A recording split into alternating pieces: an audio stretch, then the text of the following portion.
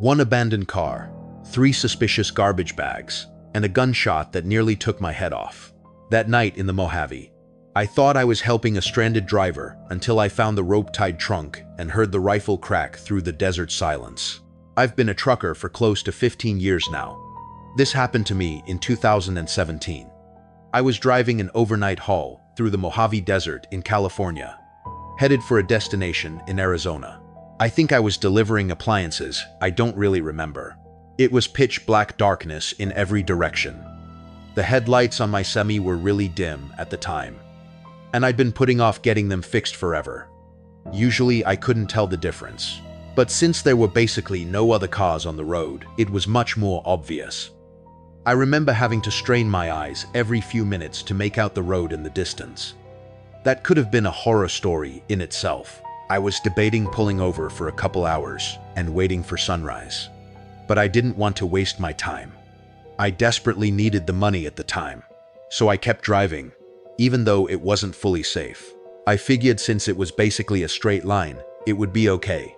I think it was about an hour before sunrise when I saw something approaching fast in the distance. Worried about hitting an animal, I slammed on the brakes. As my truck screeched to a stop, I realized what was in front of me. A car with its hazards on. The weird thing was that it was in the exact middle of the road, like literally on the double yellow. What was even weirder was that the passenger door was wide open. My truck stopped maybe a foot before hitting it. Not to toot my own horn, but I'm a pretty fearless guy, and I know my way around a bar fight. Because of this, I wasn't really scared when I saw the car. I was more curious than anything. I thought maybe someone needed a jump or something. So I reversed the semi and pulled over. I thought about throwing some flares down, but decided against it, since I hadn't seen a single other car on the road besides this one. I got out of my truck and made my way over to the car. It was a warm, still night. I remember thinking how strange it was that there was almost no wind. It was also really quiet that night. The faint click of the hazards was the only sound in what felt like the entire desert.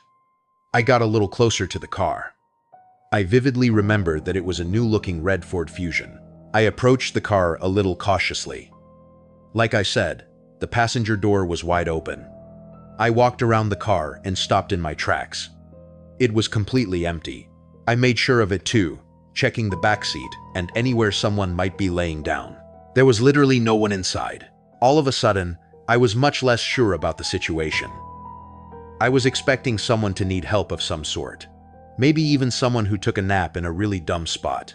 I certainly wasn't expecting this, though. The car was literally empty. I cast a few glances over my shoulder, feeling a lot more uneasy now. I kept whipping my head around, looking in every direction. I felt like someone was going to charge me or something. The problem was it was so dark that I couldn't see that far in front of me, except for what was lit up by my truck's headlights. It was eerie. I waited a while longer, thinking about getting back in my truck and forgetting about this whole thing. Someone was out there somewhere. Against my better judgment, I decided to keep investigating. I looked inside the car, but everything seemed completely normal.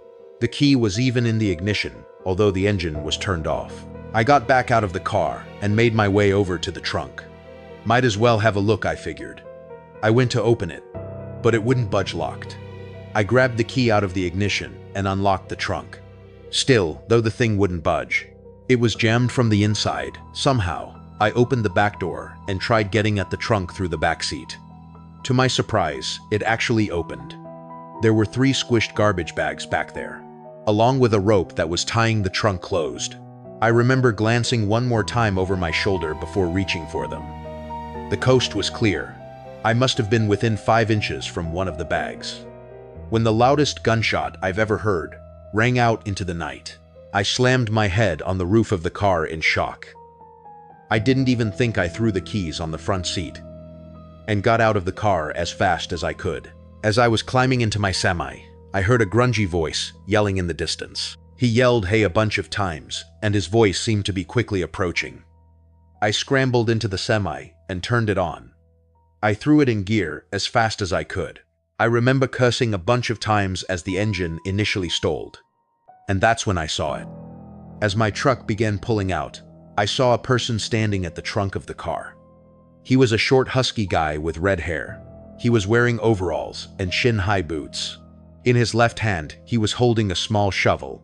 In his right, though, was an old-looking hunting rifle. We locked eyes for a few seconds as my truck began to drive past him. He didn't move. I remember him not looking crazy or anything. He had this worried look on his face. As I passed him, he dropped his shovel and started waving his hands. He yelled, "Wait," a few times, but I wasn't staying there another second. As I drove away, I watched in the rearview mirror as he ran after my truck for a few seconds. Before sprinting back to his car, it was clear he wanted me to stop, but there was absolutely no way I was going to do that. I stepped on it, pushing the semi much faster than I should have. I drove for like 5 minutes and started to think I was in the clear, but then I saw headlights fast approaching behind me. I remember feeling more scared than I've ever felt in my entire life. I called the police and told them what happened to the best of my ability. That's when the car was basically right on my tail started honking like crazy at me.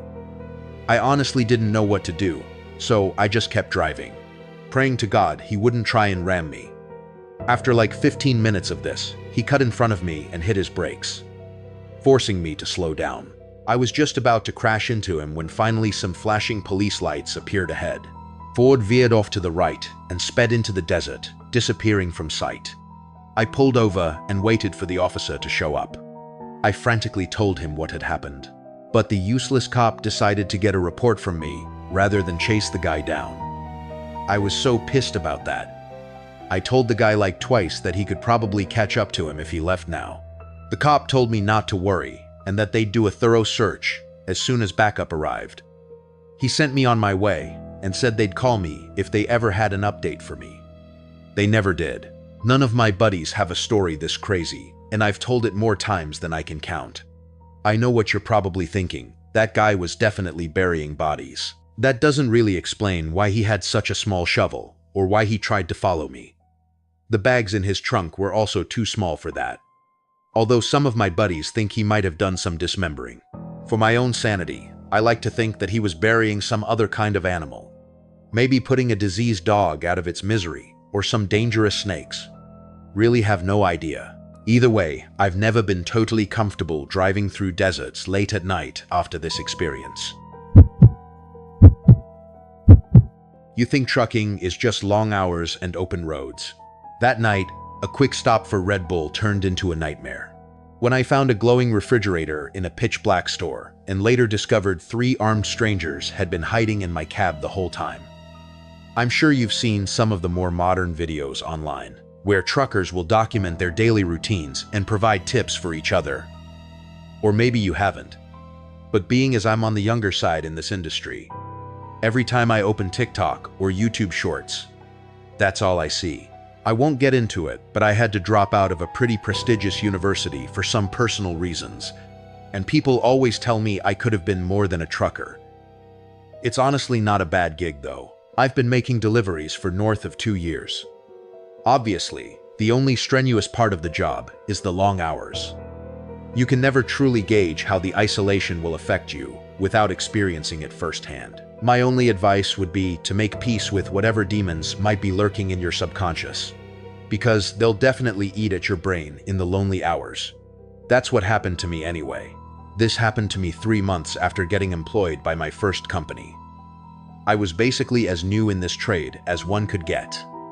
I was driving from southern New Jersey to Lafayette, Indiana, a 12 hours drive.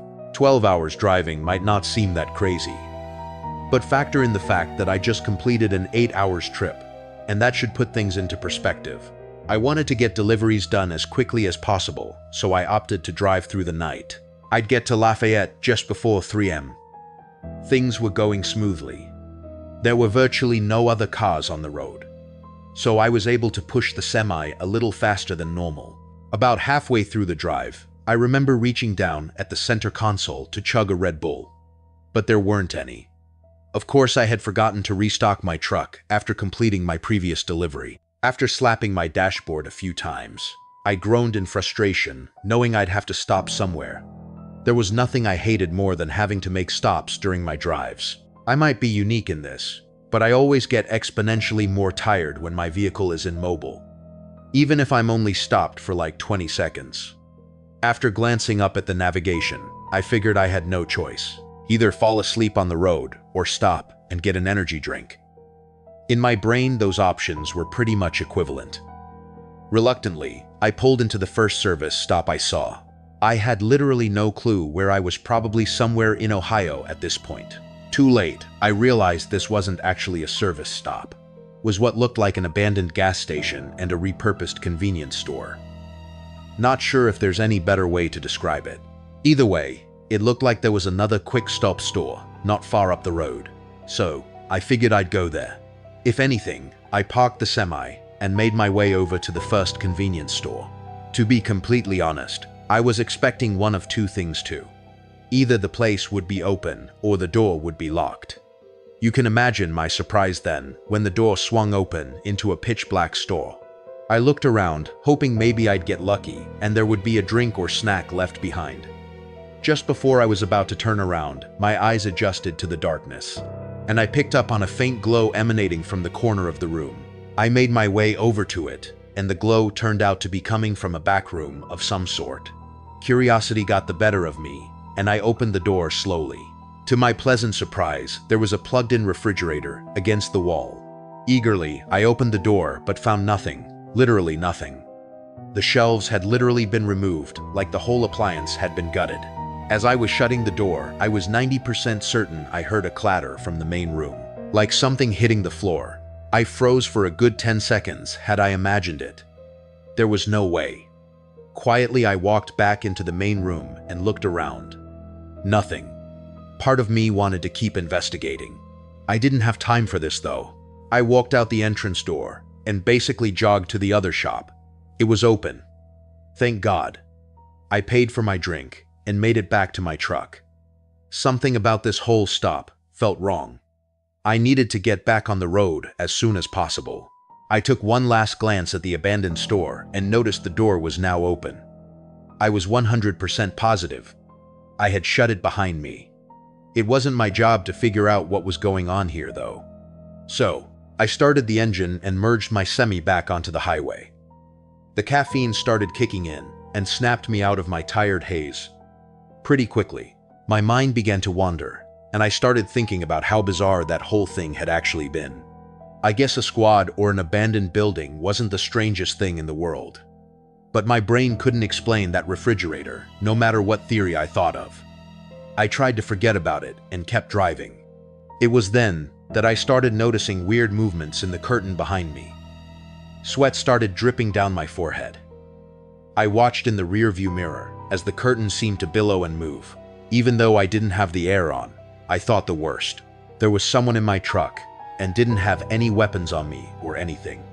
So I discreetly punched in the nearest police station on my phone. The drive there was the most tense and horrifying 20 minutes of my life. I kept imagining that person reaching out to grab me or trying to crash my truck. Finally, I approached the police station. I stopped the semi as close as I possibly could get and basically ran over to the police station. In seconds, my truck was surrounded by police, and after I opened the back, what I saw will stay with me for life. The police pulled out 3 homeless-looking people, 2 men and 1 woman. They were wearing rags and were wrapped in nasty-looking blankets. One of the men was armed with 2 switchblades. All 3 of them refused to talk, but stared menacingly at me as they were getting cuffed. I have no idea what they wanted. I don't think I'll ever know. What would you do if you found kids' clothes scattered on a midnight highway? I stepped out of my truck and nearly became another roadside mystery. Those screams weren't real, but the people holding the speaker in the woods certainly were. My name is Kevin. I've been a trucker for varying companies for the better part of 15 years now. Things have become pretty routine at this point. Pick up the goods and materials, verify them for accuracy, and deliver them as instructed. We're not paid by the hour, so efficiency is the most important thing in this line of work. For someone like me, who's been doing this forever, I like to think I can outwork all these young guns that are snapping these jobs up. This isn't always great though. Usually, I push myself to the absolute limit when it comes to functioning on barely any sleep. 4 years ago, I was working for a warehouse based in North Dakota. For anyone who doesn't know, North Dakota is one of the flattest states, which makes trucking a little easier. This also meant that skipping out on a few hours of sleep could mean the difference between employment and getting the sack. It was a chilly Tuesday morning in May. The beginning of the week meant that more loads needed to be shipped, which meant more work for me. I wanted to knock it all out in one shot, so I traced my route into Montana accordingly. Planning on not stopping even once to sleep, I hit the road a few hours after lunch, expecting to reach my destination very early the next morning. I pushed the semi as much as possible, doing maybe a couple over the speed limit. It was getting late, and I remember rubbing the crust from my eyelids as the clock ticked past midnight. I was having trouble keeping my eyes open, but I only had about an hour left in this drive. So I gritted my teeth and kept going. My buddy Tristan, who is also a trucker, introduced me to smelling salts when I first started out. If you don't know, smelling salts are basically some kind of crystals in a little bottle. One sniff and you're wide awake. You had to be careful though. Too many back-to-back uses could be dangerous, or at least that's what Tristan told me. They burn your nose a little bit, but whenever I needed a boost, I'd reach for the smelling salts first. This was one of those times. I took a big whiff and shot my head back, my reflexes taking over. I felt the adrenaline course through my body, and I hoped the feeling would last the rest of the drive. A half hour shot by, and I was really struggling. I felt myself start to doze off, and the blare of my truck drifting into the shoulder jolted me awake. This was getting dangerous. I thought I had to pull off. I was all alone on the highway, but there was nowhere to pull off. There was just woods on either side of me. I slowed the truck down, searching desperately for somewhere to pull over. At this low speed, my headlights pierced through the darkness, and I was able to see a lot more. As I looked around, I saw something that confused me. There was a purple dress lying in the middle of the road. What the hell, I thought, rubbing my eyes. Was I hallucinating? I blinked like 6 times, just to make sure I wasn't going crazy. It was real. I approached the dress with my truck and stared at it as I rolled by. In hindsight, there should have been more of a red flag, but I think I was just too exhausted to process what was going on. About 200 or so yards away, I passed a pair of shoes. Now I was starting to freak out what the hell was going on. I passed the shoes, praying to God there would be a place to pull off soon. My old man David was a super religious guy, so I clutched his old cross and hoped he would come through for me. A little further up the road, I saw a bunch more random clothing, some of which looked like little kids' clothing. This time, I stopped the truck. The panic started to set in. Something was very, very wrong. I sat in the driver's seat with the truck at a standstill. I was expecting something to happen, but it never did. So I did what my instincts told me to do. I stepped out of the truck and went to inspect the clothing. I still remember the feeling of the chilly morning air piercing my skin, which definitely helped my exhaustion. I approached the pile as cautiously as I could. It was indeed kids' clothing. It looked like there were both boy and girl pieces of clothing in the pile. I looked around into the woods, but I couldn't see much of anything in the darkness. I had my head on a swivel, worried that this was some kind of trap. I decided it was not my business to figure out what was going on, so I made my way back to my truck. Just then, I heard a crunch from the left. I whipped around, trying to see what was there. I stood there, waiting to hear another sound. After about 30 seconds, there was another crunch, but this time from the opposite side of the road. My survival instincts kicked in, and I sprinted towards the truck. I jumped into the front seat, but just before I slammed the door, I heard a child's scream ring out. I froze, my heart bursting out of my chest. I was caught in a crossroads. I wasn't going to fight some random people in a pitch-black woods, but I couldn't just abandon some helpless kids either. Before I could make a decision, another almost identical child's scream rang out. Without thinking, I turned the truck on and pointed its nose toward the spot in the woods where I heard the noise. My headlights lit up about 30 yards into the woods. There were 3 or 4 people, one of whom was holding a massive speaker. They ducked behind a couple trees as my truck lit them up, but I had exposed them for just enough time to make out what they were doing. They hid from the light before I could really make out any distinctive features. But I swear on my old man David's grave, they were holding up a speaker, trying to lure me into the woods with a fake kid screaming. I was just in shock. I just sat there, staring at the trees. Those people had just hid behind. I reached for my phone to call the police, but before I finished dialing, I heard a thump from the body of the truck. Someone had thrown something from the other direction. I was done. I turned back to face the road and slammed on the gas. As I sped off, I could make out a person on the other side of the road. He shouted something I couldn't understand, before launching something at the truck that cracked the glass of my passenger side window. I drove the final hour in silence. I was too scared to process what had just happened, but there was no way in hell I was stopping to sleep in those woods. Completed my delivery and then knocked out. I must have slept for 10 hours straight. When I woke up, the first thing I did was call the police, who told me they'd investigate those woods and give me any updates. I then thought about the whole thing and how stupid I was to get out of my truck. I should have just minded my own business. But the thought of some kids being kidnapped, or worse, was just too much for me to ignore. To this day, I still have no idea what those people were trying to do. I don't know why they didn't just rush me when they had the chance, or what they were planning to do to me if I ran out in the woods after the kids screaming. In all my years of being a trucker, nothing has ever come close to being as strange or downright terrifying as this experience.